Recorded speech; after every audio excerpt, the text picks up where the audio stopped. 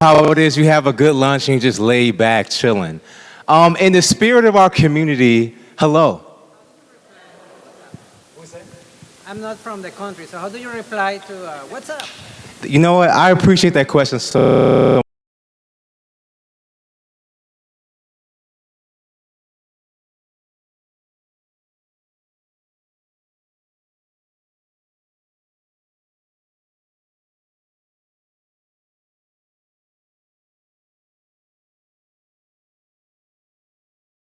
use, right? So that the words kind of blur into. So what's up is one way, and then what up? That's what I do. Anyway, in the spirit of our community, I want to add.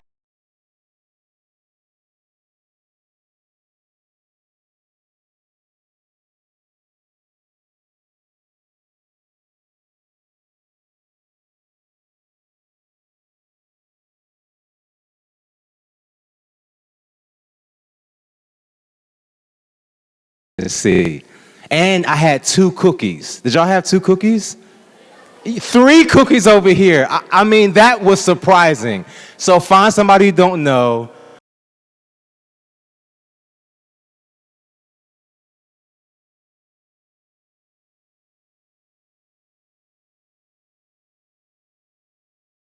It's time.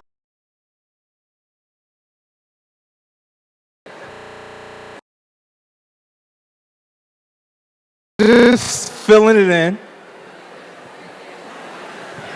What surprised you? Sorry, Bina, we're going to get to it in a second.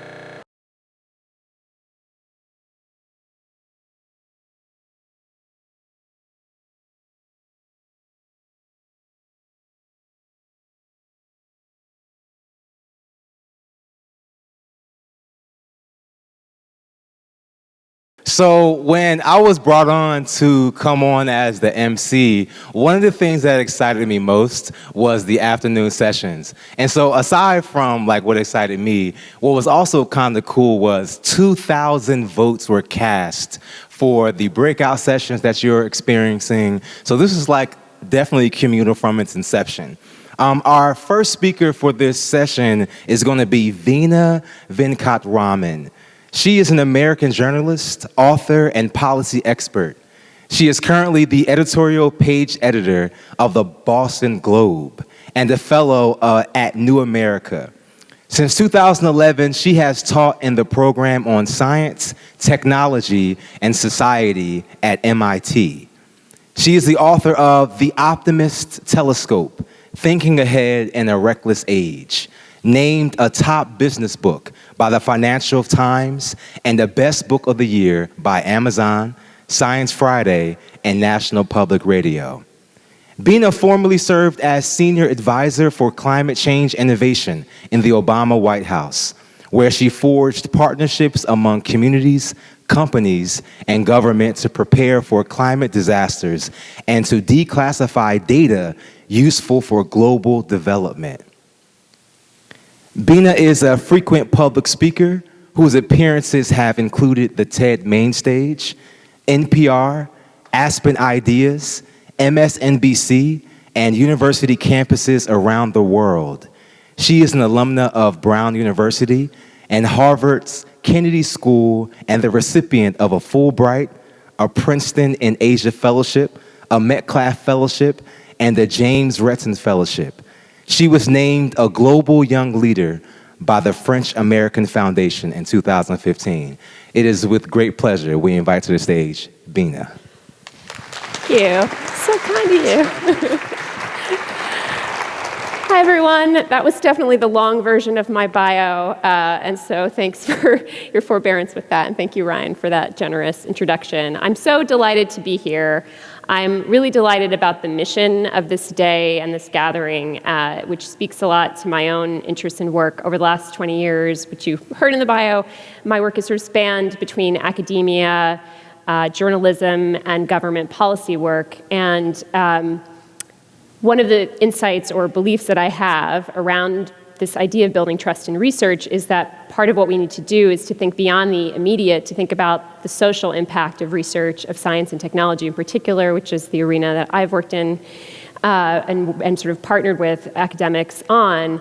But more broadly, that when we think long-term, we have the ability to have greater social impact and build trust with communities, build empathy. So I just really loved the theme of this day and felt it aligned with my recent book, which is what I'll talk about, which is called The Optimist Telescope.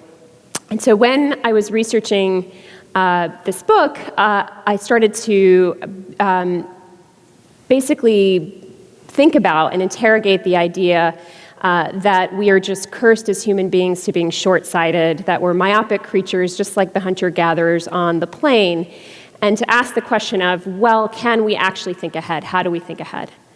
So I'll start at the end of a civilization. These are some of the people who are unfortunately buried in the ashes, preserved in the ashes of Pompeii when Mount Vesuvius erupted in 79, Common Era. And when that volcano erupted, by the accounts that we have of that time, people really didn't have a sense of what was coming. So Pliny the Younger, who was a poet during that era, wrote in these letters that documented that eruption that the earth was trembling in the weeks before the eruption of Vesuvius, but people didn't really pay it much attention. They didn't really know that a volcano was about to erupt. And in fact, about 16 years earlier, there had been a massive earthquake in the region of Campania. It had toppled statues of the gods. It had killed some flocks of sheep, probably some people too, we're not sure. But the sort of wisest people of the age, the most respected people of the age in that era, men, including Seneca, who was the advisor to the Emperor Nero and also his tutor when he was a young man, they didn't really have an explanation for those earthquakes. So Seneca wrote in Natural Questions that the earthquake was unquestionably caused by subterranean winds, and that there was no reason to fear living in the region of Campania because it was probably just as safe as any place else. So what strikes me about studying the ancients, or studying this example of a natural disaster in the ancients, among the ancients, is to recognize how much more we know today than they knew then, right? They are more, we can look at them more as like innocents, like the dinosaurs that were killed by the Chicxulub meteorite. They didn't know about plate tectonics, they didn't know about seismic activity or how to measure it. And so the fact that they perished because this volcanic eruption happened is somewhat forgivable when we look back at them across history. And of course, today, we are kind of growing this astounding predictive power. And that's true whether we look at the way we predict the weather, which has gotten vastly more accurate over the last 50 years, or, for example, hurricane forecasting has gotten much more accurate, or our knowledge of the half-life of radioactive waste, where we actually can predict how long the substances we create with our energy or with our weapons will persist in the environment, or when we look at predictions and models of climate change, the way the planet is warming. So we have this incredible ability to gaze into the future.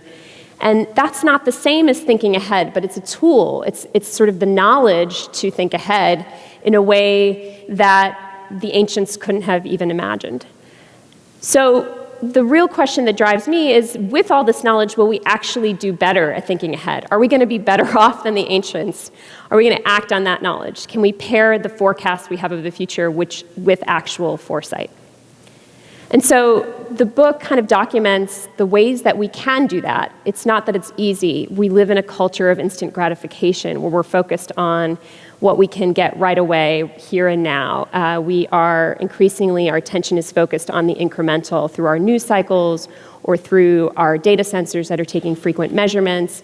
So we're very much focused on the immediate as a culture, I would say, in this moment. And at the same time, we need to think ahead, perhaps even more than the ancients did, because of the implications of what we're doing to the planet, how we're building our societies, how we're thinking about, and how we're coming to understand our effect on the future.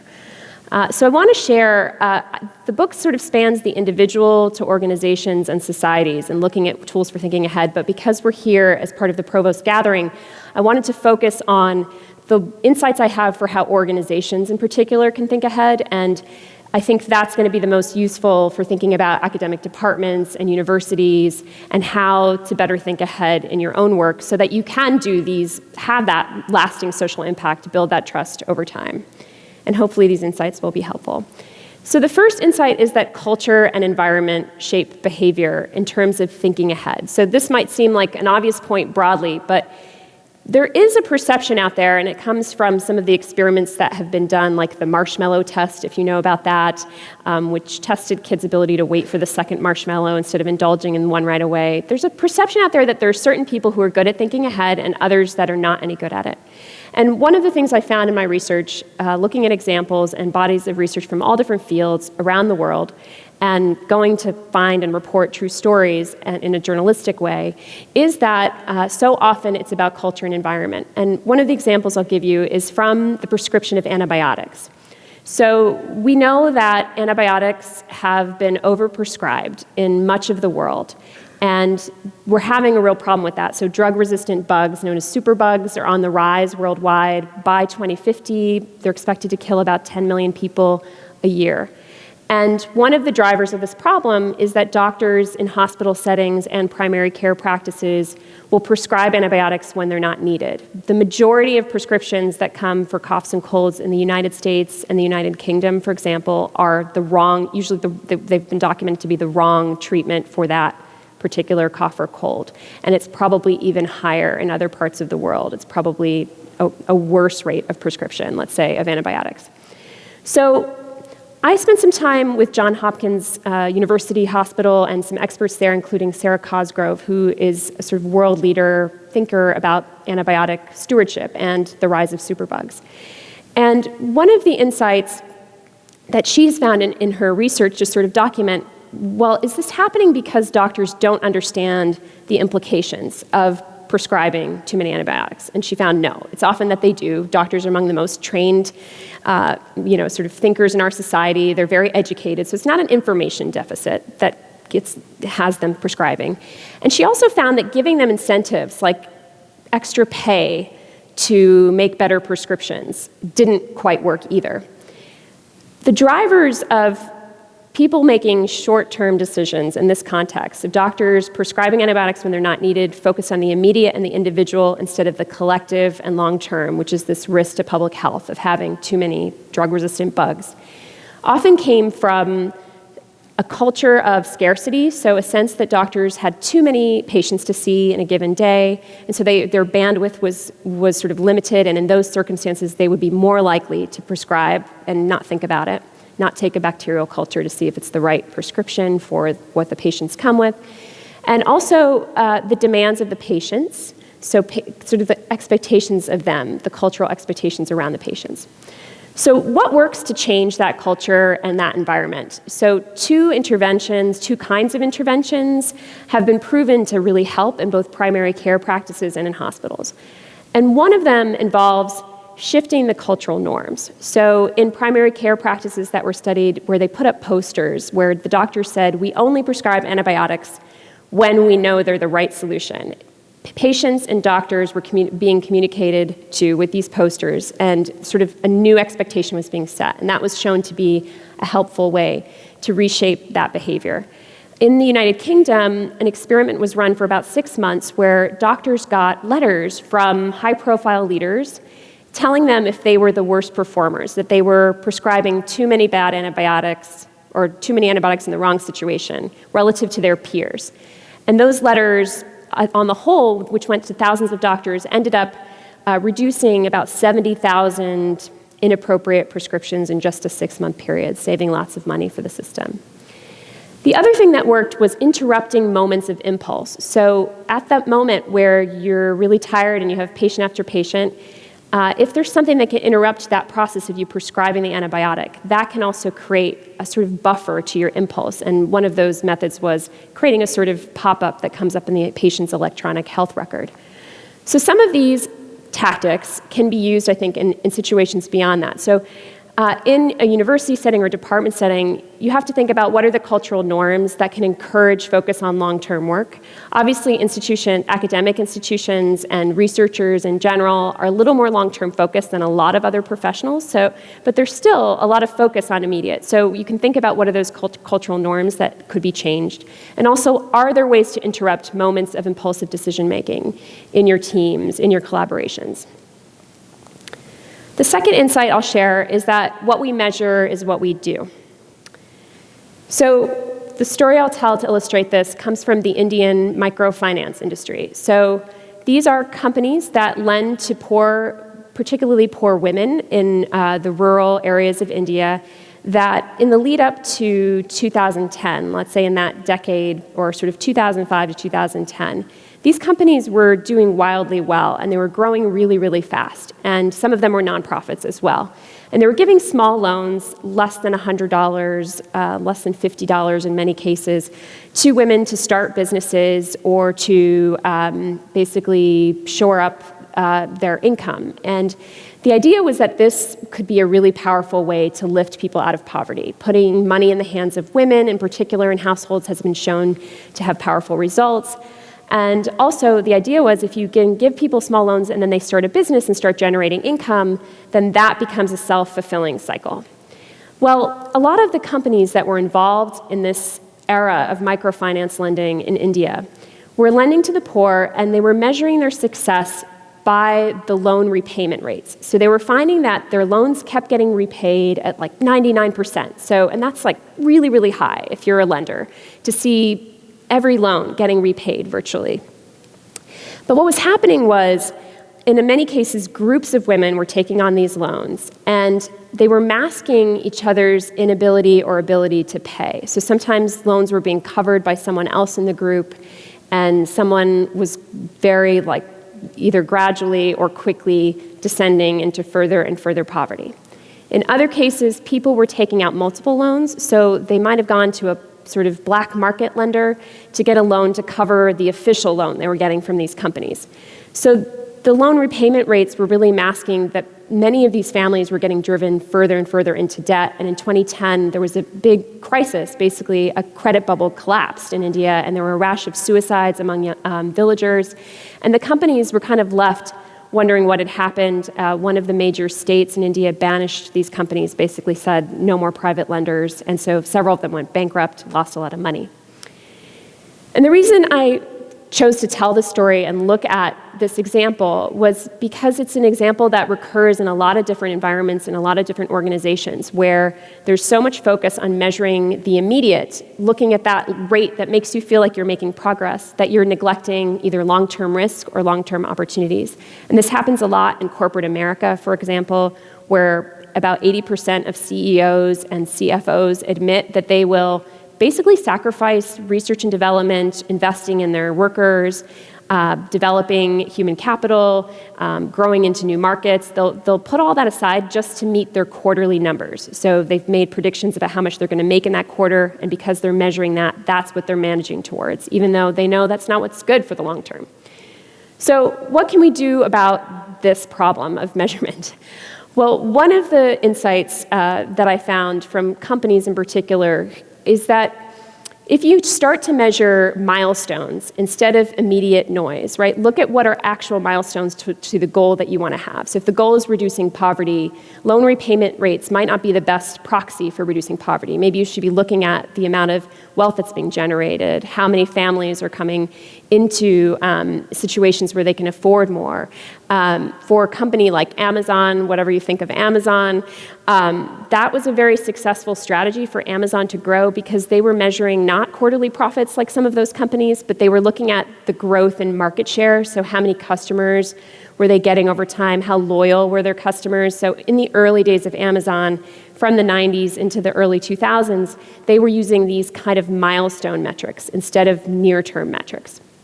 It's also important to think about multiple metrics. So one of the people I talked to after the Indian microfinance crisis shared with me a sort of way you could look at different factors in a country to be able to tell if there's a credit bubble brewing. But if you were only looking at one of those measures, you would probably not see it. I think this is also relevant to academia and to research and to sort of how we think about promotion in the academic context, because so often I think it's publications or classes taught, particular metrics that are used to measure academics and their success today. And those metrics aren't always the best ways to drive that long-term collaboration that you want to happen, or maybe it's the long-term public engagement. So while you might have something in your grant allocated for public engagement, if you're being measured based on how many papers you've published, how much you're going to invest in that long-term engagement and trust building.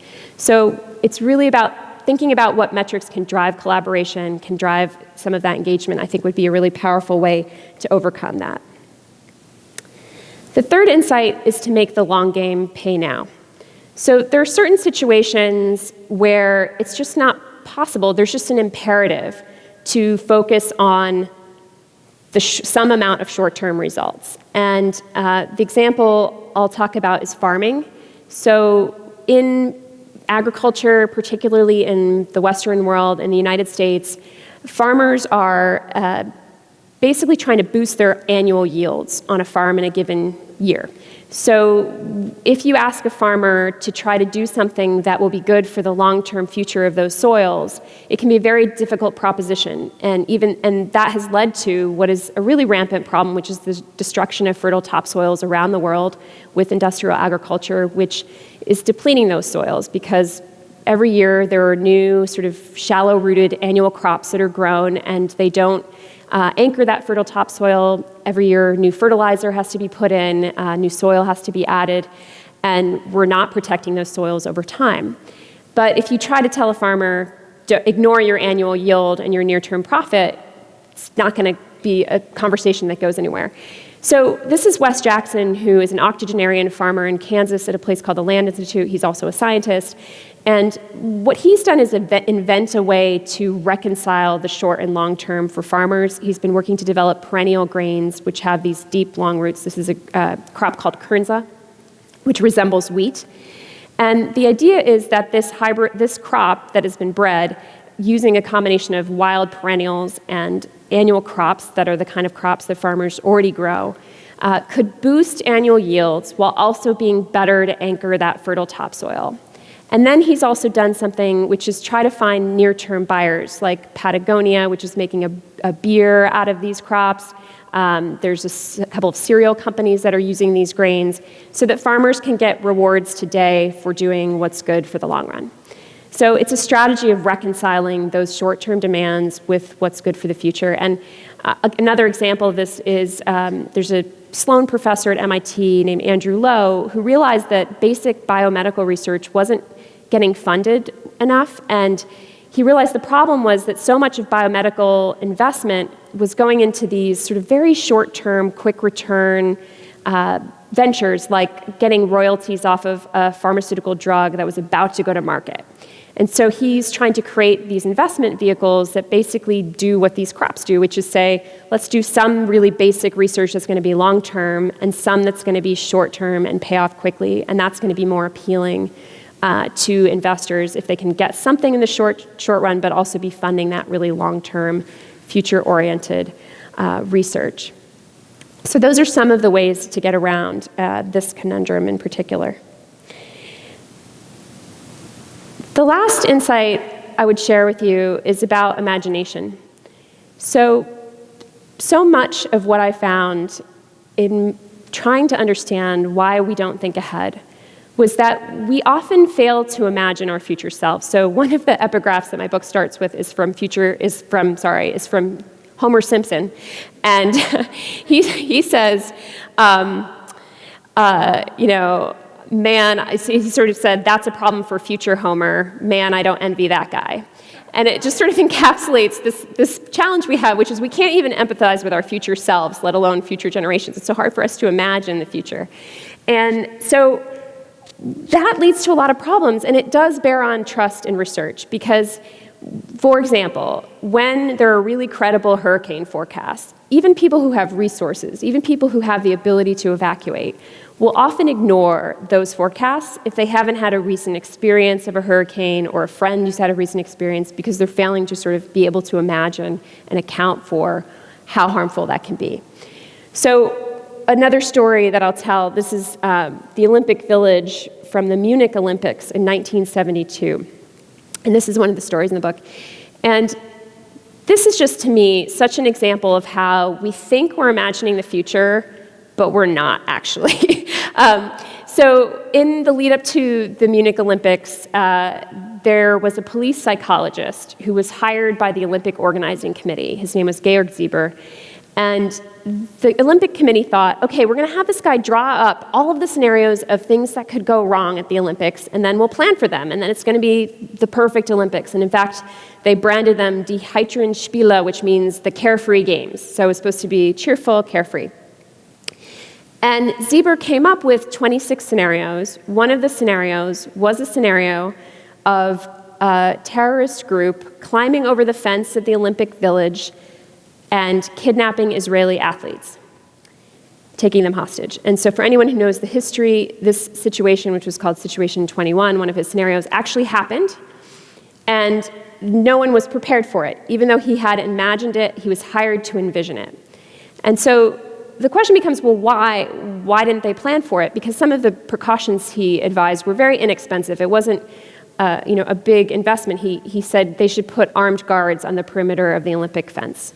And he said they should not house athletes by nationality because there had been a lot of frustration on the part of Palestinian athletes because they couldn't participate, and some of the more extremist groups were kind of latching on to that cause. And so there was a sense that the Israelis could be targeted.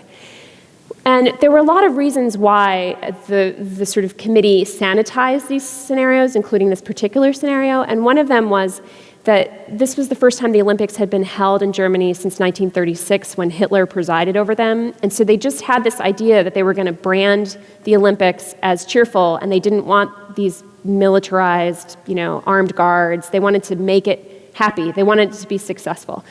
And so obviously that was quite counterproductive to not think about the risks, because it didn't end up being a cheerful Olympic Games in any way. But I looked at this example and studied it because I thought it was really important for us to realize the difference between thinking about the future, scenario planning for the future, and really imagining what it could be like.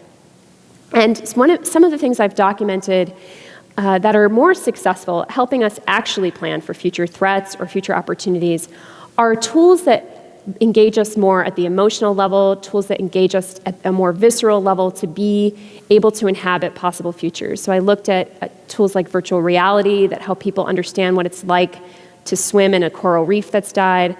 I looked at role-play games used by the Pentagon and also used in communities around the world to help people have a stake in understanding what happens if you don't plan for sea level rise, what happens when you don't shore up the dam that's about to collapse. When you're playing a game, you're more of a participant in that fictional future reality, and you have a sense of loss, even if it's not the real loss you experience from that event. It's a sense of actually having had an emotional impact. And I think art is another way in which imagination can be engaged. And this is an area that I also think applies very much to how we think about research and trust in research, because so often we offer predictions or information to people of a future scenario without engaging their imaginations, without engaging them at the visceral or gut level, and that this is a really big opportunity we have to bridge that gap between knowledge and foresight. So my time is running up. So I'm going to be doing one of the breakout question and answer sessions if anyone wants to continue this conversation or engage in a conversation, I should say, and or has questions. Thanks so much.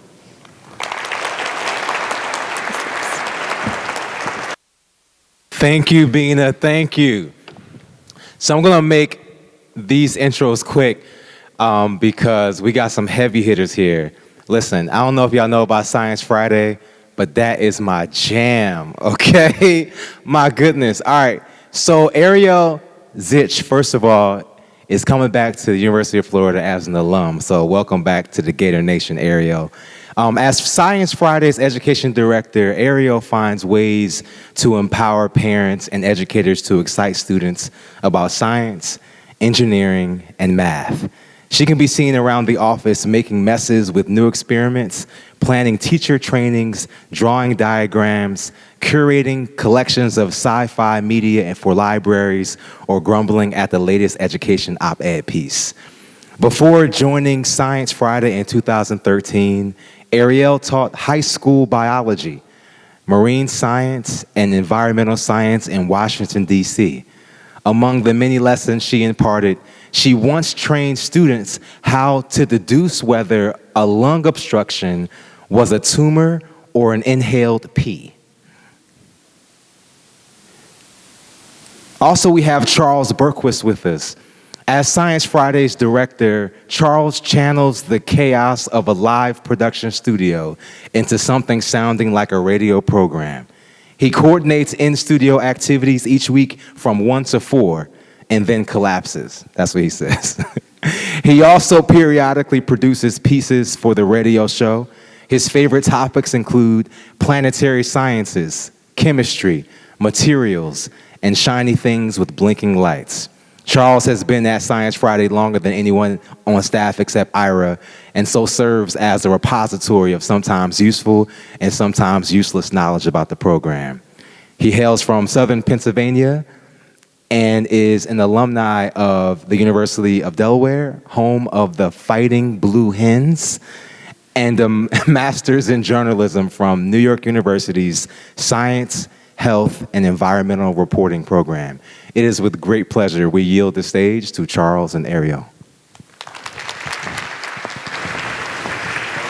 Thank you.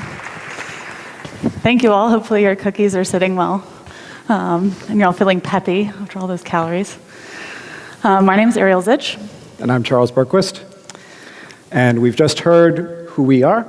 Ariel is Science Friday's education director, scientist, teacher, beekeeper, mom. That's and me. UF grad. Go Gators. I am all those things that you just heard. And we are here to talk to you about communicating science, building trust in science, and forming a collaboration with the people that you're talking to. For those of you who might not know what Science Friday is, we're mostly known for our radio program, which is a weekly live conversation about science heard on about 420 stations across the country, a weekly listenership of 1.8 million listeners. But we do a lot of other things. We do so many things: videos, podcasts, live events, educational resources. Check us out online. You'll see all the good things that we do. And one of the things that we've learned really well doing this, the ways that we're getting better at our work, is by thinking about inviting the public to participate in science. So changing the framework from, I'm going to give you science and you're going to like it, which doesn't work, to this notion of like, let's craft better invitations. Let's make our invitations sound really compelling. Too often we do this. Say, you're invited, come general public. This elite group of super geniuses want to tell you something. And we want you to tell us why it's awesome, and it's going to fly completely over your heads. It's going to be great. Come on, show up. No food, no music, just listening to us talk. And we encounter this all the time in our work. And I know that you probably have all encountered this in your work. You've probably done it. I was a former scientist. I can relate to that. But everything we're going to share with you now is how to turn the dial up on these invitations so that they don't suck, okay? So really, they're all tiny little things, they're tidbits, but we want to get you here in a situation where your invitation will be well received. Right. So you've all, speaking of invitations, you've all been in this situation. You get invited to some fancy schmancy thing. Let's say it's a wedding, but you don't really know anybody there, right? Maybe you're like the groom's long-lost friend from his study abroad program. Like, you're the only one there, right? So you get sat at that table of misfits with the great uncle and the other people, and you're forced to make small talk with them. And so you get the question, what do you do? I'm an accountant. What do you do? I'm an accountant specializing in U.S. Title Code 26, Section 529. Oh, but like, what do you do? So I'm an accountant, and I mainly deal with like educational planning, and you would not believe some of the bullshit that people try and get away with. Which one of those kept the conversation going? Which one of them made you want to say like, okay, I'm going to ask this person some more questions about what's going on? And which one made you be like, yeah, I'm going to go get a drink, right? Step one in having a conversation with people about their science is be human. All the good things that you learned in kindergarten. Smile. Realize when something that you've said is kind of goofy and laugh along with people. Use common language. On one side, we have Escoffier, the definitive guide to French cooking, with 2,000 something recipes, every sauce, every technique you could ever want to know. On the other side, we have Julia Child, who encouraged you to have a glass of wine while you were cooking and laughed when she dropped her own chicken on the floor. Which one of those did more to bring French cooking into the United States general consciousness? Watch your language. We've heard this before, right?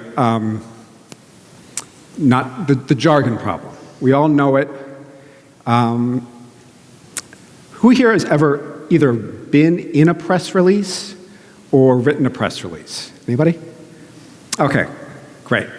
So you get, here's like practical tip. I'm going to step aside from the presentation. Practical tip, when you're writing a press release or in a press release, read it aloud to yourself. Because all too often you get this completely unhuman language, like, just got to get the actual quote here. In clinical practice, however, antiplatelet therapy is often used on top of oral anticoagulation beyond 1 year after coronary stenting. Importantly, no randomized controlled trials have evaluated OAC monotherapy in this patient subset. That was offered as a quote from one of the researchers. No human being talks like that, right? So if you're saying like, here's our expert, here's our like lead person, and this is how she talks to you, you're not going to be able to form any kind of like relationship with that person. These are two examples from an actual talk I went to. The results show the existence of a migratory divide with two defined populations in the geography of the Western Palearctic. Come on. Yeah, we found two different kinds. One lives over here, one lives over there. Or the material displayed shaped adaptive force responses. It's squishy. Right? I'm not saying to dumb down your language, right? I'm saying realize how to connect with people and talk at a level that they can understand. You have to adapt your delivery. Imagine that you go to a car dealership, and the car salesman is very good at doing this, right? They're going to look at you and be able to judge, okay, this person, am I going to slap the top of the car and say, this baby can fit the whole soccer team in it? Or is he going to look at you and say, this baby would be perfect for towing your motorhome? Or this baby is just perfect for your construction company, I can tell you. If he gets that wrong, right? If you go to the car dealer and you're interested in like the available pounds of foot torque that this thing can generate, and he starts talking to you about the number of bags of groceries you can put in, it's going to turn you off. You can't form that connection. I often hear people say, just explain it like you're explaining it to your grandma. That is wrong. Okay, you guys don't know my grandma. You don't know who she is, you don't know what she was good at. Don't tell me to explain it to my grandma, because I'm sure she could beat all of you in various statistical things. You got to figure out who you're talking to and the level that you need to deliver people at. So you also have to invite your audience to think critically. We have a really nasty habit of inviting our audience to trust us. So, trust me, it's what the data shows. Can you just get in this van? We're going to go somewhere cool. You don't want to train your audience to trust anyone. Even a general audience, we want to train them to think really hard. We want to get to the dream, which is Marky Mark's face, which is the face you hope you see on your students, you hope you see on your colleagues when you show them your science, right? You hope your peer reviewers make this face, because if they're not, they're probably not reading it, right? We invite all of the communities that we respect to think critically. It's time that we invite our audience to think critically too. And there are a number of ways that we can do that. I'll say share data well, accessibly. This is a bad example. It's actually, some of you might be pretty impressed by this example. There's color, there's labeled axes, okay, whatever. But sharing data accessibly shouldn't be sharing, it should be an invitation. This is the same data that's been made interactive. It's been made regionally relevant, so you can click on your state to see how many bird strikes there are in that state and how that was relate to deer strikes.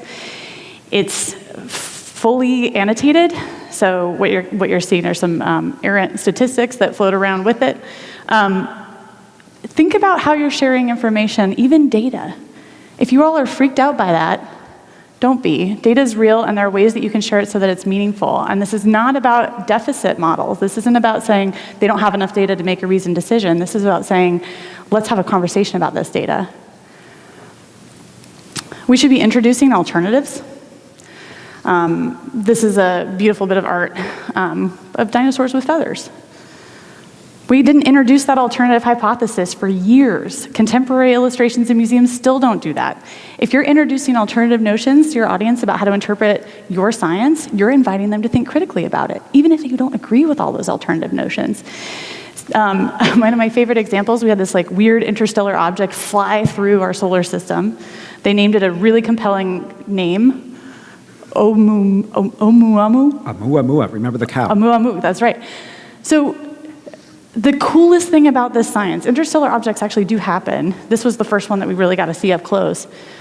But there were dozens of alternative hypotheses for what this thing was, and it lasted for months. It included spaceships, it included asteroids, it included things that accelerated. Why did they accelerate? They might have acted like solar sails. These are just cool things, but all of those alternatives meant that our audience was with that story for 8 months. Provide thinking time. Well, this is something that I got from teaching. It's called wait time. So if you ask your students or audience a question, you don't just say, hey guys, what's the answer? You say, hey, what's the answer? But also think about it for a second. I'll wait while you think about it. There are lots of ways that you can do that in your work. Downloads, play buttons, so anything that's asynchronous. QR codes that tell you, so that those people can look at your presentation later, get access to your study, find out more about you as a human. Open access, Creative Commons, so that they can even reuse it and share it with their communities. That thinking time is really important to inviting critical thinking, because people can't think critically fast. Give good examples. So giving good examples, it's the opposite of giving data, right? It's a story, usually. Sometimes people call them analogies. Sometimes people, you can use a lot of different things as examples, but they give you an immediate opportunity to latch onto what the implications are for work. Here's one of my favorite examples. How do we figure out how to have computers understand our human goals? This is incredibly important. If you take a future self-driving car and tell it to drive you to JFK as fast as possible, and you show up covered in vomit and chased by helicopters, and you say, no, that's not what I asked for. And the car replies, that's exactly what you asked for. Then you've really just illustrated why it is so hard to have computers understand what we really want. Right, we could wax philosophically about the pitfalls of AI, or we could tell this funny story about how you tell your car to go somewhere quickly, and it does, right? Perfect example of an example that provides a critical thinking opportunity. If you look like Kermit right now in your seat, Kermit, I have a piggy problem, but if you look like Kermit and you're saying, oh God, but the public might draw the wrong conclusions. The public might use my data against me. The public might steal my study system, or, well, not the public, but other people in my profession, right? They might publish my stuff before I do or make money off of my research. Most of these are fantasies, number one, the notion that your research is going to be very prolific and will ultimately make you lots of money. Good luck. We're all in this for the money, I know that. But the other ones are already happening, even if you don't invite your audience to think critically and empower them with the tools to do that, right? So all of these things will happen whether or not you actually extend that invitation. So don't be afraid, just deal with it. Be like LeVar Burton. Just inhale, exhale, and if you're ready, just do it. Here we go.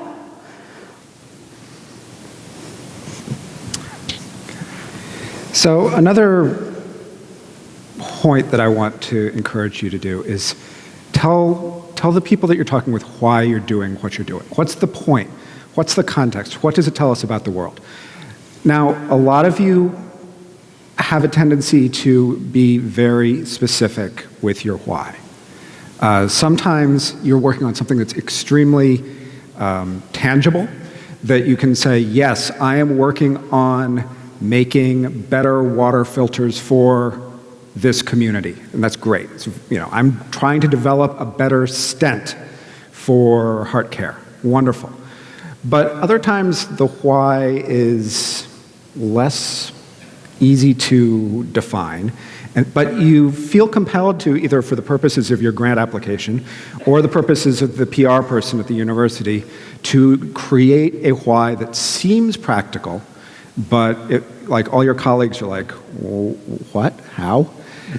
How many people have seen like the study about some obscure biochemical discovery, and it has that line in the story about this could one day provide important implications for cancer care. And if you actually are in the field, you're like, but that's one molecule. How do you get from there to there? Or this has important implications for new battery technology, solar cells, something like that. And if you're a material scientist, you look at it and say, that's clearly like 40 years down the road. Don't try and shoehorn practicality into your research if it doesn't necessarily belong there. Don't oversell what you're doing. There are lots of different kinds of whys. They're all valid. There's the practical ones, there's the personal ones. If you have some connection to your research that, like, don't give me the dry statistics about how many millions of people are affected by diabetes in the US. Tell me about your sister. Tell me about your next door neighbor when you were growing up and they got this disease and that's what made you decide to go into what you're doing.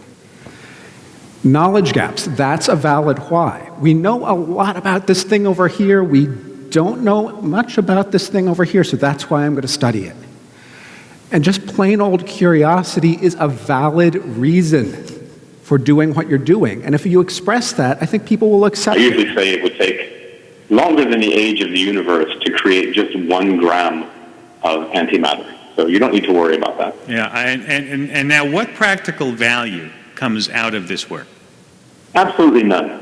This is basic research at the most fundamental level. We're asking about what's the structure of space and time. Can we learn something about what we usually refer to as symmetry in nature? Is there a difference between left and right? What happens if time runs backwards? Is there a difference between matter and antimatter? You can actually get paid for trying to answer those questions. And we think you should, actually. Yes. Right, so curiosity and wonder are valid reasons for doing what you're doing. People love these, like, we call them at Science Friday, the big questions. Where did we come from? Where are we going? What's going to happen to us down the road? How can we make the world better? And if you can tie your research into one of those, like, big questions, people can connect to that. And that's an important part of inviting them into your world. So while we're all like riding high on why basic research is great and why we all love our work, I'm going to take you all down the dark road of the bad bits. So if you're inviting someone into your world of science and you really are extending that invitation authentically, you probably should inculcate them into the true culture of your work, which has little human parts in it. Science is not this. That's not what happens.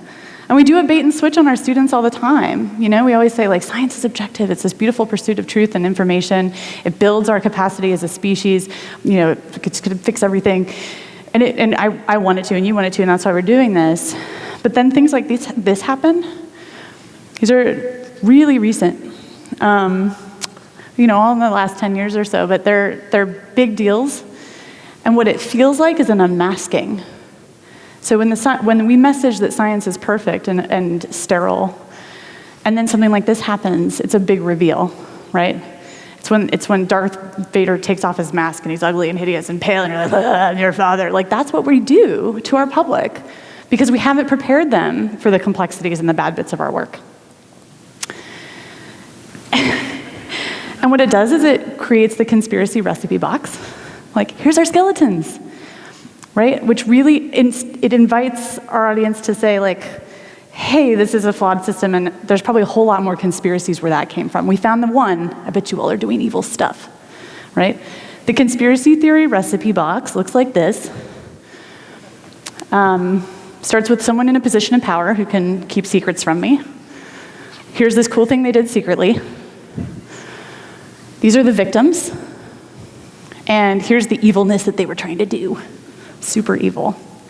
Now here's the crazy thing about the conspiracy box. One is some of it's fully innocuous. There are conspiracy theories that are just funny or true. Maybe like Dunkin' Donuts cooked donuts to sell a product. Oh my God. Right? Some of them are pernicious and persistent. So some of them are like scientists exaggerated data to ruin the economy, publish their papers and become famous, or sell climate change as an agenda.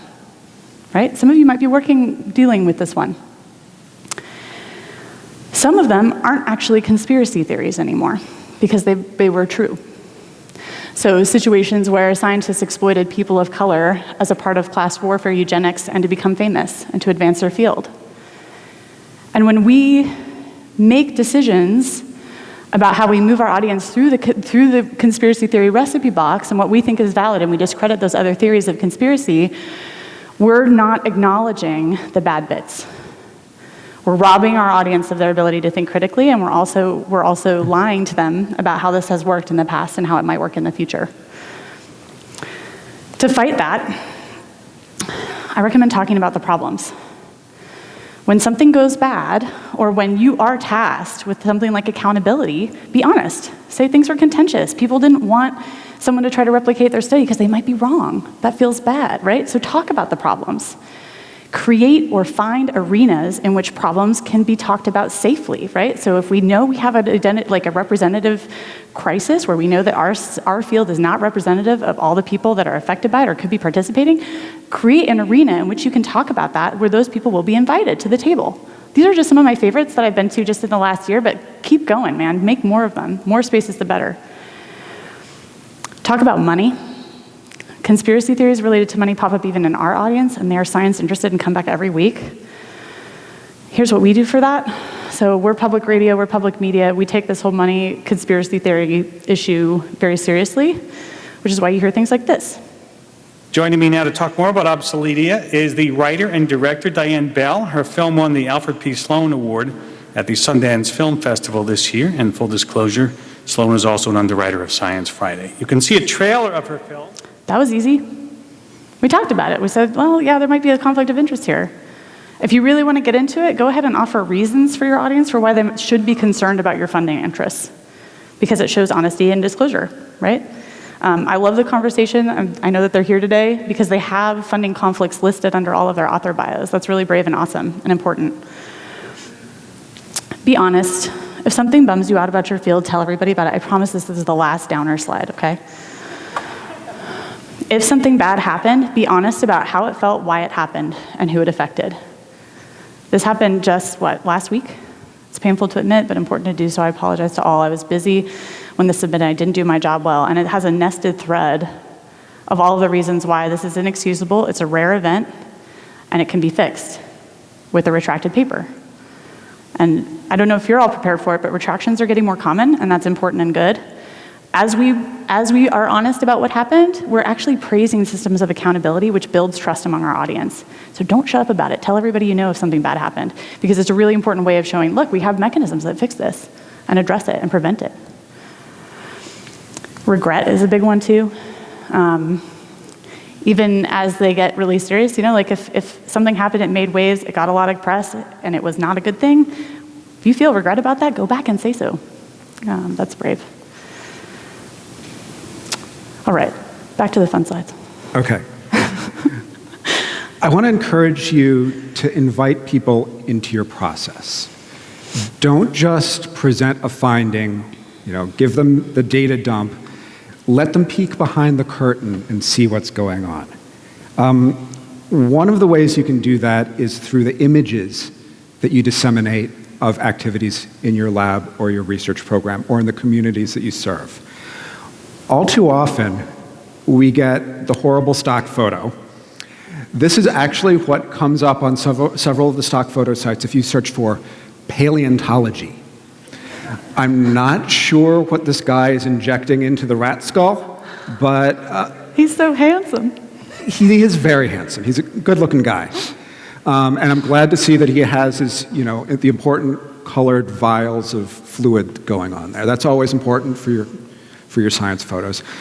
Here we have a geologist who's clearly, again, you got the important colored liquids going on. But you might be like, okay, that's just those cheesy stock photo sites. They're the same ones that are producing the thinking person for all of your presentation slides. Often, your own universities or PIOs are producing almost equally laughable things. We've got this researcher. This is an actual press release photo from a journal article who is clearly studying how many Legos can fit inside a skull. But that's not all she does. She also goes outside and holds brains in front of power lines. Because this apparently, her research involved something about neurotransmission. See what I did there? So we've got things like this. Honestly, I have no clue what these guys are doing. We're not even sure if that's a brownie or a steak that guy is holding, or why. What's with the lighting? There's also other issues going on here with the weird racial dynamic, and I just don't even know. These guys who clearly stopped off at the lab on the way to the opera.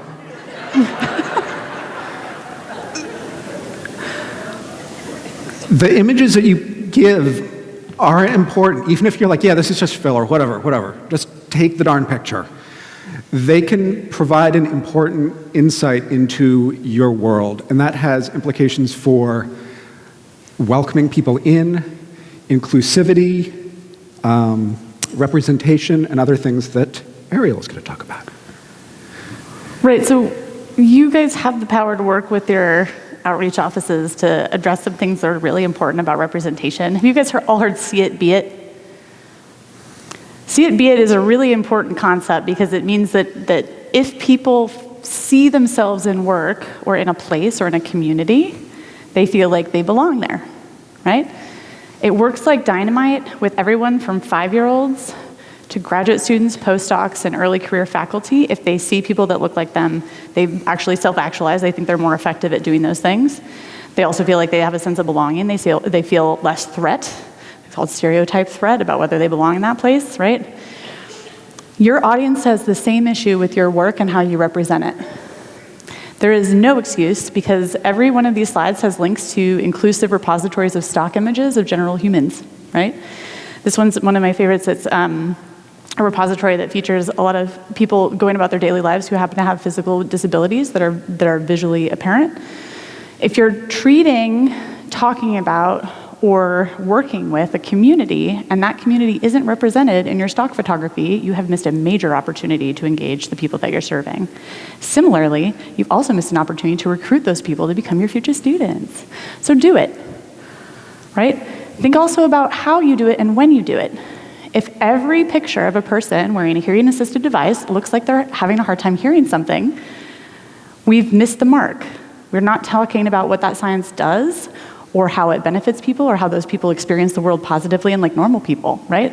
Actually, they don't all have to be wincing trying to hear someone in a crowded room. They can just be smiling if they have a hearing-assisted device. Similarly, healthcare treats transgendered individuals, right? We don't represent them in healthcare images, and if we do, it's biased towards representing them in situations related to sexually transmitted diseases, and that's not fair because they seek healthcare when they're healthy. So not only are you going to be more inclusive with your stock photography, but you're also going to be really thoughtful about how you might either be fighting or perpetuating bias, okay? So these are opportunities, and there are so many more. All of these, even Shutterstock does a better job than you let on. You just have to be really persistent and dig through all those horrible stock photos. But you'll get a URL for all of this, these resources in a bit. Okay. Often inviting people, and I'm speaking very selfishly here, if you let me into your process, it's a better story. And I'm, as a journalist, more likely to want to tell it. People connect to stories. If you think about when you're reading the newspaper and you see like the big cover story or like the Science Times and the New York Times where they like blow out the full front page of that whole section to tell you about some project. It's not, here is the important finding. It's like, hey, we hung out with this researcher and she was doing this really cool thing and we went inside her lab and here's the full picture, right? Or like the glossy National Geographic specials are not just like, tiger. They're like, we're combing through the forests with Dr. So-and-so as she searches for the elusive tiger. Will she find it? Stories are important. They're a major part of how we relate to the world. Last April, there was this journal paper published, and show of hands, is anybody here startled by the fact that there is plastic in the ocean? Anybody startled? No. Anybody startled by the idea that it's getting worse? No. Great. Same. So we probably were not going to be doing this story on Science Friday. We said, yeah, everybody knows that there's junk in the ocean and it's probably getting worse. But then we got to this line in the paper. Since 1957, the continuous plankton recorder has been towed over 6.5 million nautical miles in the North Atlantic. The primary purpose of the CPR has been to record pelagic plankton, which it has been doing so since 1931 using ships of opportunity. And we're like, what's that? That's something, right? So this is what this is. Water enters through the front, and you've got kind of like a cassette rolling on the inside with two pieces of silk.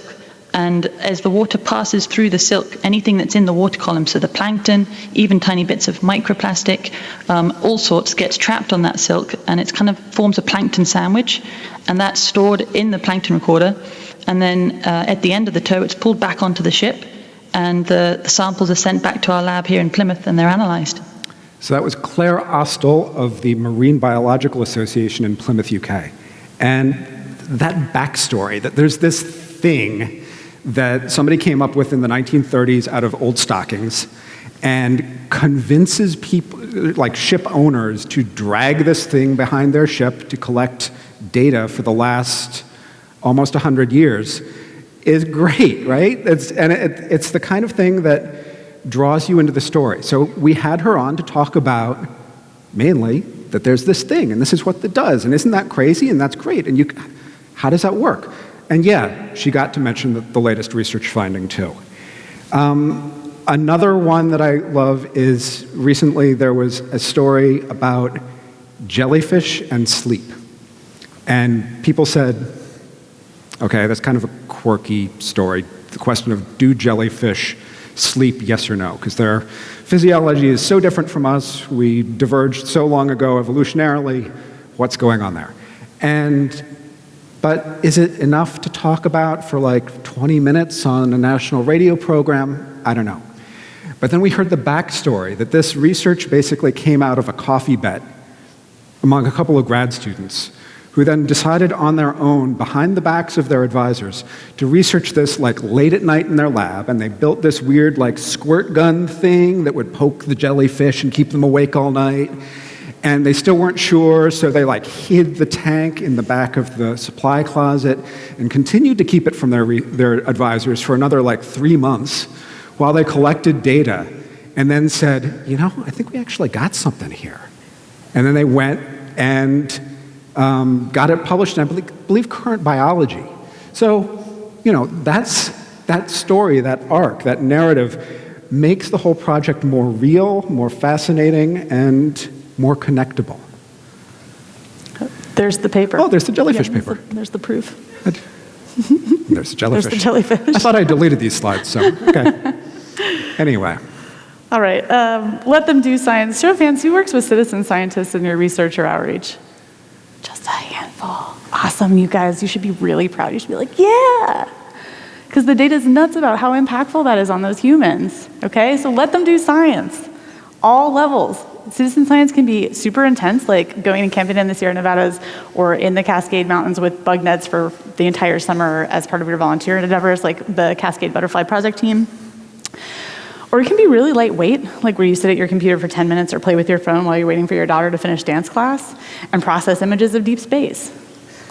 We did that. We worked with Zooniverse and invited our audience to look for gravitational lenses, these really pretty stretched out light, pinpoints of light. Light bends around supermassive objects in space and it forms these things called gravitational lenses, and it tells us where really big things are hidden in space. The problem is space is huge. Images of space have lots of little pictures in them, but it's a perfect problem for getting a whole bunch of citizen scientists to do it. We had a woman who said she heard about it on the show, she tried it. I'm a stay-at-home mom in Philadelphia, and I've always been fascinated by space research and exploration. I am thrilled to have had a chance to help. I never thought I would help with something so cool. I look forward to learning more as research progresses. If any member of the general public told you this about your research, you'd be like, yeah, I hit a home run, right? Someone who is thrilled to have had a chance to participate, right? So they're excited, that's engagement. Never thought they would help with something so cool, that's ownership. Looking forward to learning more, that's an interest to get more information, and they're gonna follow your work and become a super fan, like yes, do it. And it doesn't always have to be data processing. Citizen science takes a lot of different forms. I know you folks in clinical research are like, not me, but you're probably in a field that has traditionally been a lot about citizen science. Anyone who works in environmental justice, that's actually community science. That's where it started before we started calling it citizen science. It's been happening for ages. Just do it, it's awesome. On that same vein, sharing science joy. I want you to think back to like when you were in kindergarten or whatever, and somebody showed you a bug, and you were like, oh my God, that's so cool. Or you just like got engrossed by the way the stream of water was doing its thing, and you just played with the stream of water for an hour before somebody pulled you into it. Or when you first started your project so many years ago, and you learned that your model organism did this crazy thing, or that it was possible to form a molecule that looked like this instead of like that. And oh my gosh, nobody's been able to do that before, and this is cool, and I gotta tell you about it, and I'm gonna tell everybody about it. And you've got like this geeky explosion of joy. People connect to that, right? You need to be like, not just, we have important findings to report, like, oh my gosh, this is so cool. Talk about this. And we work in radio and we can hear it. Like, this is not a visual medium only situation. When we have people like that on our show, the audience responds in droves. They lose their mind. They're like, that guy was so freaking stoked. Or like, that lady was really, really into snails, but it was awesome. The snail one is a really good interview. Please ask me for a copy. But this is an obligation you have. If you work in a team, it's a shared community obligation to share joy, because I know we don't all feel joy all the time, no matter what. Everybody gets to share it. Do it in whatever medium you're comfortable with. Has anybody seen this photo? Right, so this is a massive, major event in science. When this photo was taken, it was 2 years before the release of the first image of a black hole ever, right? But in that moment, they took a picture of it. They weren't allowed to talk about it for 2 years, right? But then that moment, they took a picture of the young computer scientists who built essentially the math that it would take to visualize this thing. And her face is rad, and it's awesome. This is Katie Bauman, and she's like, one, now a major celebrity because of this photo and because she had a big role to play, but also, like, that's the perfect feeling that we all had that one time connecting with science. It doesn't always have to be about your eureka moment. Most of us only get like really like 2 or 3 of those in our scientific career. So like, it's okay if it's about kind of innocuous stuff. I was hoping this video, it's not a video, but it should be. So I'll start with this side. The scientists who selfie hashtag went really big. There's actually been a paper about why it's important for changing perceptions of scientists, but carnivore ecologists flirting with elephants, that's not professional. But she had a really good day in the field. She's next to charismatic megafauna. Not all of us get to be next to elephants, but still.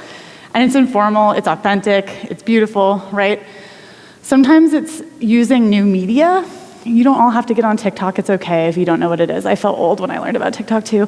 But like, it's really funny. And this guy, Darian, who is at Lab Shenanigans, both on Twitter and on TikTok, makes videos that are mostly dance and music videos about cellular processes. And so this is one where he comes in as a virus, like sneaking into the cell. And And then he like dances around and is like, I'm infecting you. And then he pretends to be the cell and commits suicide in like 12 different ways.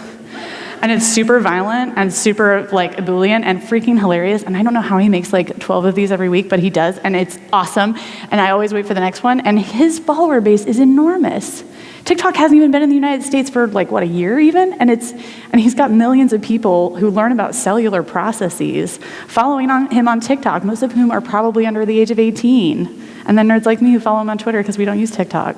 But like, there is no limit to the number of ways in which you can express joy in your work, share it with others, and document it. It is an invitation. The more channels that you use to do that, the more different people will be invited. The more people in your lab group, research group, library, workspace do it, the more people are going to be invited. Go to town. Don't hold back. Oh, he does play.